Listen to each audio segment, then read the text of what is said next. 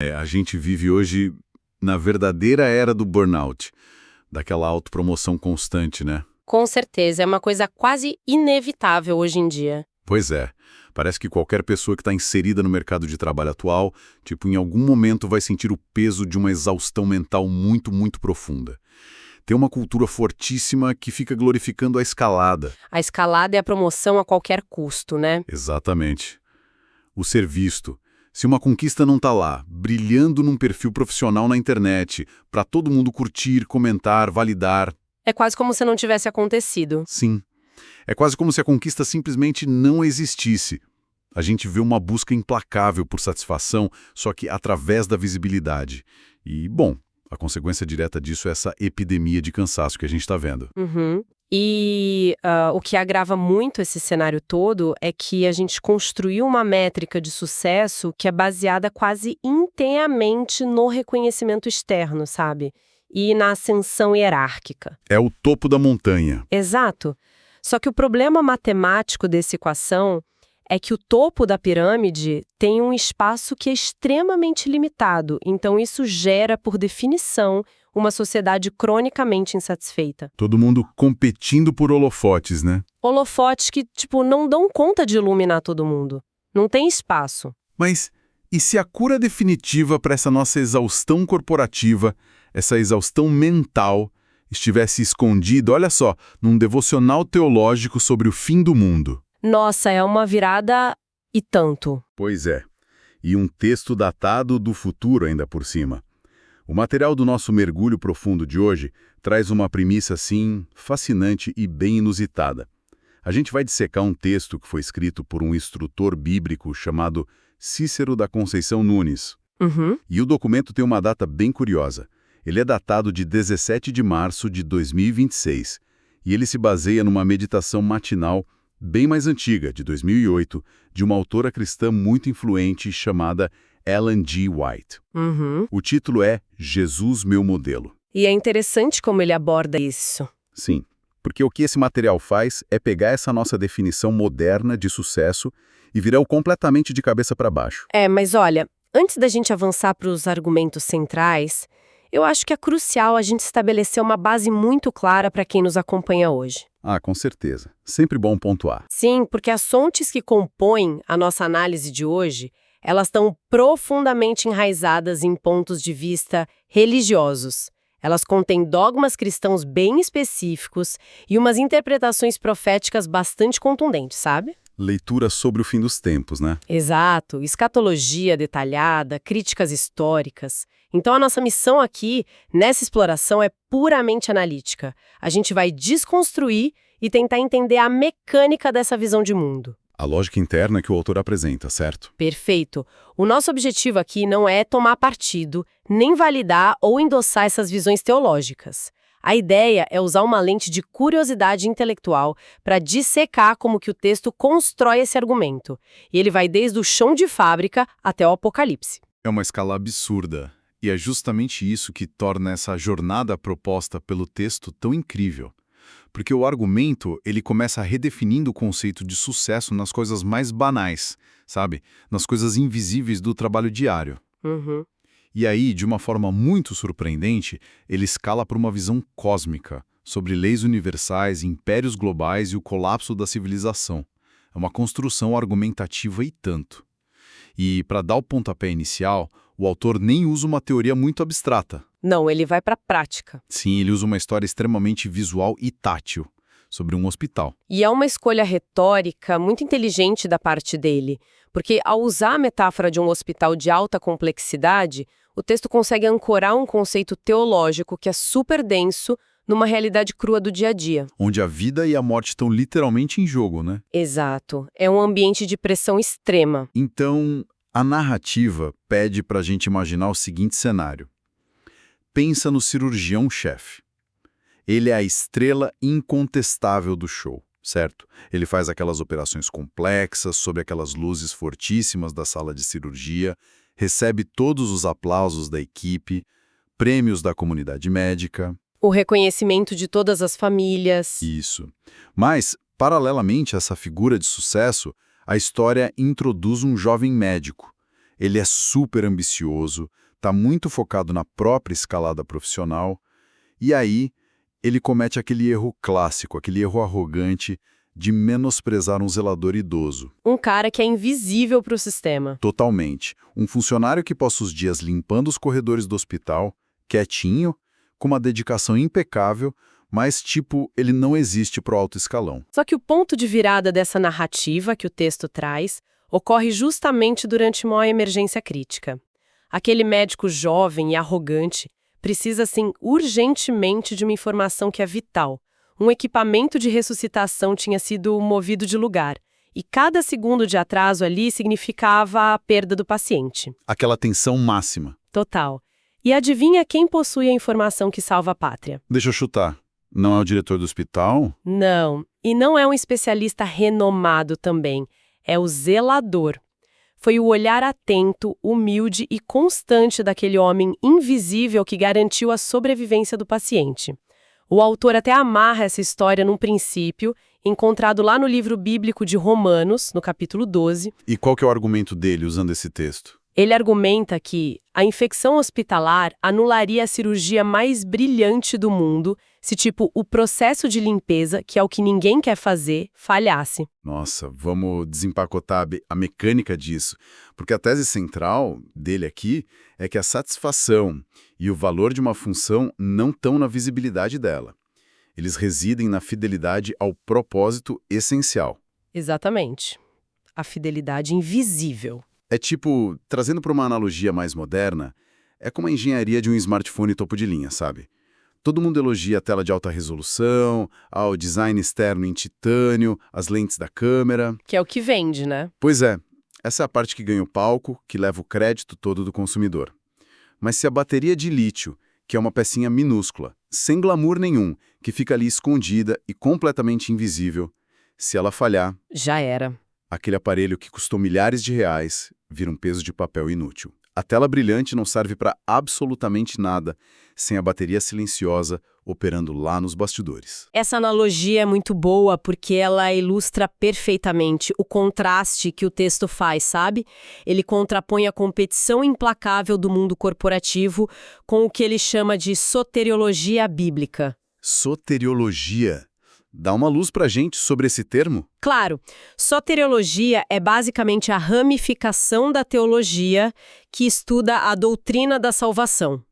Então, o autor de 2026 argumenta que, dentro da perspectiva que ele está defendendo, a salvação passa longe de ser apenas tipo um passe livre para escapar de um juízo final.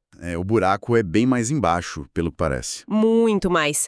Para ele, trata-se da restauração ativa da imagem de Deus no caráter do ser humano. E isso muda completamente o jogo, né? Porque se o objetivo final não é apenas bater a meta do mês ou entregar o relatório bonito para o chefe, mas sim restaurar uma imagem divina através do processo de trabalhar. Então o trabalho invisível ganha um peso monumental. Altera radicalmente a percepção de valor. Porque pensa bem, se o objetivo cósmico do negócio é refletir um caráter que o texto define como divino, e ele define isso como um caráter focado no serviço e na humildade, então você aceitar voluntariamente um papel invisível deixa de ser um fracasso profissional. Vira o quê? Se torna verdadeira vitória. Na visão do autor, a paz de espírito daquele zelador não vinha de estar segurando o bisturi, mas vinha da certeza inabalável de que a fidelidade dele segurando a vassoura é o que mantinha o hospital inteiro de pé. O foco do sucesso é deslocado brutalmente, né? Sai do o que eu conquisto pro com qual espírito eu executo isso. Sim, é uma mudança interna. Mas, olha, aqui a gente esbarra num problema sério. Essa redefinição de sucesso gera um atrito gigantesco com a nossa natureza humana. Porque a teoria de ser o zelador fiel e feliz lá nos bastidores, ela é linda, ela é poética. Na teoria, tudo funciona. Mas na prática diária, varrer o chão enquanto outra pessoa recebe todas as honras, os aplausos e o bônus financeiro no final do ano, isso esmaga o ego. O autor ignora esse lado mais visceral do ser humano ou ele oferece alguma vacina contra essa frustração pela falta de reconhecimento? Olha, ele não ignora, não. Ele ataca essa frustração bem de frente. E para isso ele utiliza os conselhos de profetas e de apóstolos como fundamento. Ele monta uma base de referências fortes. Sim. O texto constrói o que a gente pode chamar de uma muralha argumentativa. Ele cita várias figuras do Antigo Testamento, tipo Amós, Malaquias e Miqueias. Tem um destaque bem formidável para Miqueias, no capítulo 6, versículo 8. E o que diz lá? Ele usa essa passagem justamente para esvaziar a pressão dessas grandes pretensões humanas, sabe? Lembrando a simplicidade da exigência divina citada no texto. É aquela passagem famosa. O que é que o Senhor requer de ti, senão que pratiques a justiça e ames a misericórdia e andes humildemente com o teu Deus? Andar humildemente. Exato. A vacina que o autor propõe é a internalização dessa simplicidade. E o mais chocante de toda essa ideia é como a citação da autora original entra. A Ellen G. White. Ela entra rasgando nessa questão do ego. Ela é bem direta, né? Muito. O material de 26 destaca um trecho onde ela aponta que muitas pessoas que são designadas para essas tarefas mais humildes desenvolvem um descontentamento crônico em tempo recorde. Rapidinho se frustram. Sim. Na cabeça delas, elas deveriam ser, nas palavras dela, mestres e dirigentes. O ego diz para a pessoa que qualquer um pode varrer um chão, então elas querem largar logo aquele serviço de bastidores e ir direto para o microfone. E a resposta que o texto dá para isso é muito interessante. Ele argumenta que essas tarefas que teoricamente são simples, elas exigem, na verdade, uma provisão constante de graça e de paciência. O texto menciona a necessidade vital de aprender a importantíssima lição da mansidão naquilo que a autora chama de escola de Cristo. A escola de Cristo. Isso. E aí o apóstolo Paulo é trazido para o debate para solidificar essa visão mais coletiva da coisa. O autor volta em Romanos, né? Sim, ele recorre de novo a Romanos 12. E é a famosa metáfora do corpo. A premissa ali é que a comunidade não é uma escada corporativa, sabe? Onde um pisa no outro para subir. É um organismo biológico que é interdependente. Tipo os órgãos do corpo. Exato! Um olho não pode, sob nenhuma circunstância, exigir fazer o trabalho do estômago só porque ele acha que enxergar é uma função mais nobre do que digerir a comida. A disfunção de um afeta diretamente a sobrevivência do outro. Nenhum membro tem essa autonomia absoluta. Tá, mas aqui a nossa análise precisa de uma dose de pensamento crítico, porque o texto afirma categoricamente que o sistema atual do nosso mundo exige essa autopromoção e causa exaustão. E o caminho dos céus exigiria autonegação e mansidão. Isso.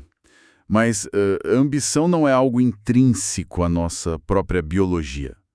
Tipo, um instinto inato de querer melhorar, de inovar, de construir algo que seja maior que a gente. A lógica interna desse texto, ela está propondo o extermínio total da ambição humana. Criar uma sociedade de pessoas 100% passivas. Ou existe aí um redirecionamento dessa força motriz? É uma ótima pergunta. E existe uma distinção fundamental aí. Uma leitura bem atenta do material demonstra que a proposta não é a aniquilação da motivação. É uma subversão completa do que a gente entende por poder real. Como assim? O autor amarra essa ideia citando a epístola de Tiago, no capítulo 3. Ali a verdadeira sabedoria é tida como inseparável da mansidão. Então, dentro dessa estrutura teológica em particular, a liderança suprema não é aquela capacidade de impor suas vontades para os outros. O líder que grita e manda. Isso não é isso.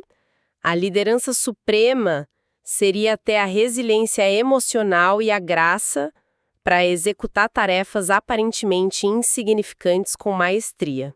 Então, a submissão voluntária ao bem do corpo da comunidade e a humildade deixam de ser vistas como uma fraqueza ou uma falta de ambição. Elas ganham outro status. Elas são transformadas na mais alta forma de poder espiritual.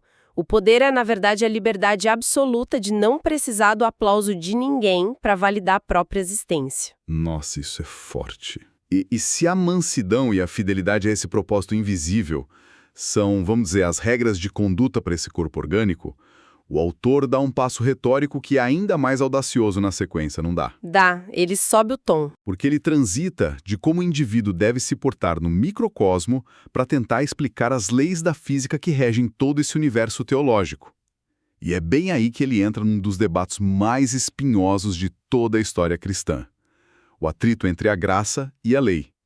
O texto sai daquele campo mais focado na ética de trabalho e mergulha de cabeça na teologia sistemática. E a afirmação que ele faz tem uma rigidez bem notável. Qual é o argumento principal dele sobre isso? Ele diz que a graça divina é o que resgata e guia o indivíduo para a salvação, mas é a santa e eterna lei que funciona como os trilhos que mantêm esse trem no caminho certo, sabe? O autor argumenta, de forma bem flexível, que a graça, quando ela é divorciada da obediência estrita a essa lei, ela degenera em ingratidão e iniquidade. E a palavra iniquidade recebe um tratamento super especial no material, né? Porque o autor não trata ela apenas como um sinônimo bobo de fazer algo ruim, de cometer um erro. Não, ele vai na raiz etimológica da coisa. Ele busca lá no grego original a palavra anomia. E anomia é a junção daquele prefixo de negação com nomos, que significa lei. Ou seja, iniquidade é literalmente a ausência de lei, ou a rebelião contra a norma estabelecida. Exato, é um estado de ilegalidade. E ele ilustra isso puxando a história de Caim e Abel, lá no comecinho de Gênesis. A oferta dos irmãos. Isso, o argumento dele é que a oferta de Caim, que era lá o fruto da terra que ele plantou, ela foi rejeitada não por causa de uma falta de boas intenções ou de esforço no trabalho agrícola dele. Não foi falta de suor. Foi rejeitada porque expressava a vontade autônoma do próprio Caim e não o padrão normativo que Deus já tinha estabelecido antes. E a genialidade argumentativa do autor, nesse ponto específico, é trazer uma teoria que é laica, totalmente secular, para justificar um conceito divino. Ele faz uma importação direta do direito constitucional. Sim, quando ele cita o Hans Kelsen. Isso. O Kelsen, que é um dos teóricos do direito mais influentes de todos os tempos, o criador da teoria pura do direito, o texto invoca aquela máxima latina: nullum crimen, nulla poena sine lege. Que significa que não existe crime nem punição sem uma lei que os defina previamente. Cara, isso é fascinante. O autor está utilizando teoria jurídica dura do século XX para embasar o funcionamento do Tribunal do Apocalipse. Pensa na mecânica disso. É uma fusão bem engenhosa. É argumentar que a graça como se fosse um motor superpotente de um carro de Fórmula 1. Mas a lei é o volante à suspensão. Um motor de 1000 cavalos de potência, mas sem a direção exata de um volante, não vai gerar uma corrida vitoriosa, vai gerar um acidente fatal. É um excesso de força, só que com uma total ausência de rumo. Perfeito. Mas olha, isso cria um conflito evidente com várias tradições religiosas. A gente sabe que existe um debate milenar aí, onde certas correntes cristãs argumentam que a graça meio que anula o peso da lei, trazendo uma liberdade onde aquela lei antiga já teria perdido a validade. Só que o texto que a gente está analisando se posiciona como uma verdadeira muralha contra qualquer visão teológica que tente relativizar a lei. O autor amarra essa rigidez jurídica apontando que a lei celestial, na visão dele, não é um conjunto de sugestões de autoajuda. Nenhum código moral que você vai adaptando com a cultura de cada época, né? De jeito nenhum. Para ele, trata-se da constituição celestial inalterável do Criador. E ele evoca o profeta Malaquias para atestar isso, citando aquela frase bem direta: eu não mudo. Então, a aplicação da lógica do Kelsen aqui é implacável. Totalmente. Porque se a premissa fundamental é que existe um Deus que vai atuar como juiz universal lá no fim dos tempos, é obrigatoriamente necessário que exista uma norma jurídica prévia e imutável. Se a lei mudasse de acordo com o sabor de cada época, o julgamento final seria arbitrário. E, consequentemente, injusto. Exatamente. Um juiz não pode condenar ou absolver sem uma base legal fixa. E essa ideia de um volante inalterável, sabe? De uma constituição cósmica que não aceita emendas parlamentares, é o que lança o texto sem nenhum freio para o seu clímax escatológico. Onde a coisa toma proporções globais. Porque a pergunta óbvia que surge quando a gente lê isso é: bom, se a eterna lei é o padrão inflexível do universo, o que acontece quando impérios humanos gigantescos, governos absolutos ou tradições religiosas milenares tentam hackear esse volante, tentam alterar essa lei. Dentro dessa arquitetura lógica que o texto desenhou, a tentativa de alterar essa lei inalterável resulta num colapso civilizatório e atrai invariavelmente o julgamento profético. É a consequência final. E é bem nesse momento que o autor escala a narrativa dele lá para o livro de Daniel, no capítulo 2. Ele vai se debruçar sobre a famosa profecia da estátua feita de metais variados. Aquela estátua que representa os impérios? Isso mesmo. A estátua representa a sucessão dos grandes impérios mundiais e ela culmina naquelas pernas de ferro. O autor identifica sem nenhuma hesitação que esse quarto reino de ferro é Roma.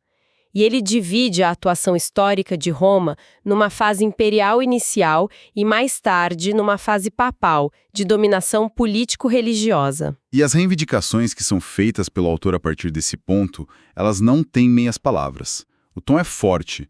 Há uma acusação super direta de que o poder associado a Roma utilizou essa vasta influência global que tinha para moldar os textos sagrados e a própria Constituição divina aos seus interesses institucionais. Interesses e tradições puramente humanas na leitura dele. E o material até elenca 2 exemplos estruturais massivos de como esse volante, que a gente mencionou, teria sido alterado ao longo da história. Quais são esses exemplos que ele traz? O primeiro desvio explícito, que é apontado no texto, aborda a veneração de imagens. A argumentação do autor é de que essa prática só se sustenta sobre o que ele classifica como a falsa doutrina da imortalidade da alma. E como ele refuta isso teologicamente? Ele ancora a refutação dele em versículos como o Eclesiastes, no capítulo 9. Lá é afirmado categoricamente que os mortos não sabem coisa nenhuma. Então, na lógica bem estrita desse documento de 2026, prestar reverência àqueles que já faleceram não é apenas uma evolução natural da cultura religiosa. Seria uma quebra literal. Sim, uma quebra frontal e literal dos primeiros mandamentos originais que estão lá em Êxodo, o que caracteriza na visão dele um ato de anomia, uma ilegalidade cósmica. Entendi. O segundo exemplo que é levantado nessa fonte é, historicamente, um dos maiores campos de batalha teológicos que existem, que é a substituição do dia de descanso. Seria o original pela observância do domingo? O texto compila essas alterações normativas junto com várias outras tradições que foram sendo incorporadas ao longo dos séculos e classifica todas elas como heresias profundas. E como toda essa tensão histórica e teológica resolve o seu arco narrativo lá na profecia do livro de Daniel. Conta pra gente. Culmina na figura misteriosa da pedra cortada sem auxílio de mãos humanas, que atinge bem os pés daquela estátua de metais. E o que essa pedra simboliza nesse contexto? Essa pedra, segundo a interpretação escatológica que o autor adota, simboliza o evento iminente do retorno de Cristo. E a profecia dita que essa pedra não vai abrir mesa de negociação com a estátua. Não tem acordo. Zero acordo. Ela vai pulverizar, vai destruir completamente todos esses reinos, os governos e os sistemas que alteraram as leis originais. Sistemas que o texto frequentemente tipifica usando os nomes de antigos impérios opressores, como o Egito e uma Babilônia metafórica. E a promessa que fica?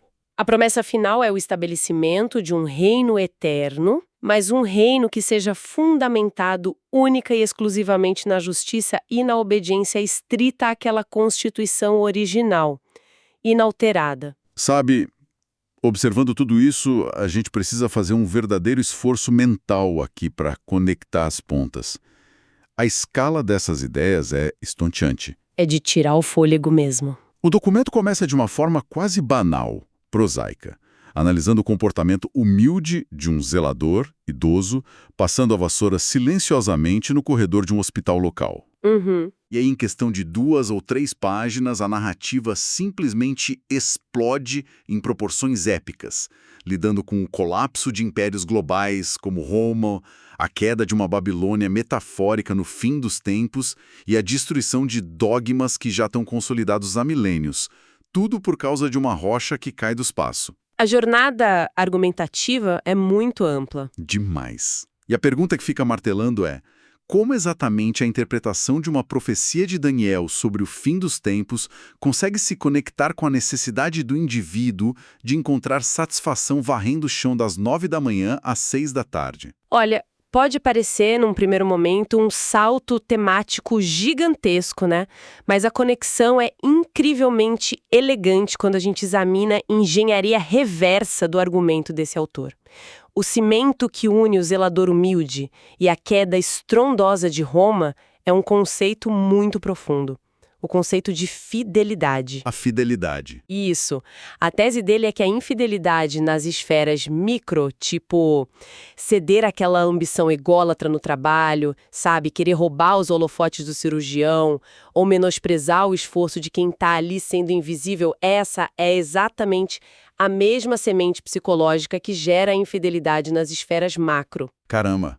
Então é o mesmo princípio. O mesmíssimo princípio. O mesmo ego humano que não aceita varrer um chão porque se acha superior é aquele ego que, ao ganhar poder suficiente na história, se acha no direito de alterar leis divinas, de alterar mandamentos eternos e criar tradições baseadas na própria conveniência, que é o exemplo que ele usou lá de Caim. Tudo está interligado, então. A ambição nociva que a gente vê no mundo corporativo hoje em dia e a corrupção institucional numa escala imperial derivam, na essência, da mesmíssima anomalia, da mesma anomia, que é colocar a vontade e a conveniência humana acima do desígnio normativo original. Perfeito. Isso significa que o antídoto contra essa arrogância gigantesca de Babilônia, ou a corrupção estrutural que o texto atribui aos grandes impérios, é, de forma quase poética, a postura mental daquele zelador. É ali que está a cura, segundo ele. É o indivíduo comum que simplesmente decide obedecer à regra de uma maneira totalmente invisível,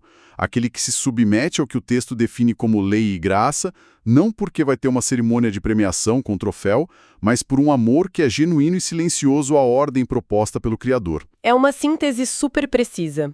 O cenário que o documento de 2026 pinta acaba desenhando um ecossistema complexo, mas muito coeso. A graça atua sempre como a força salvadora. A lei opera como a bússola que é inegociável e a mansidão nas tarefas invisíveis é o método exigido de operação diária. É o como fazer. Fato apto para esse reino eterno que está por vir. Alguém capaz de resistir de forma imune tanto às armadilhas minúsculas do próprio ego, quanto àquelas grandes ilusões teológicas que foram sendo perpetuadas ao longo da história.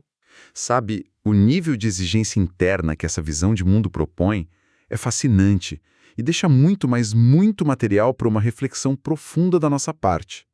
O texto que a gente analisou hoje é uma crítica avassaladora à necessidade desesperada de autopromoção, que meio que define o nosso século. A nossa fome inesgotável por likes, por holofotes, né? Pelo reconhecimento público instantâneo.